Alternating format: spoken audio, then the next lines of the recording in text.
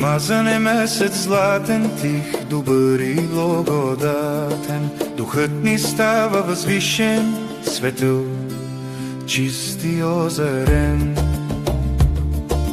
През деня държим оруч, той е за дженета ключ. С търпение вървим напред и с добри дела навред.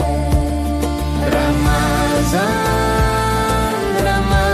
светлина в нощта и в тай, събирани с обич у дома, с търпение, с добри дела.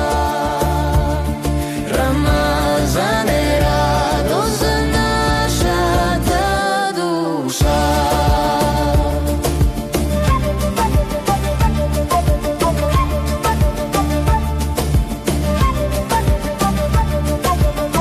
идва ифтар, нашата награда, радост, Смях и тиха отмора, наслада, семейството е заедно в този час. И разловяваме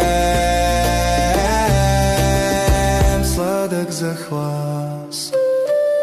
Рамазан, светлина в нощта и в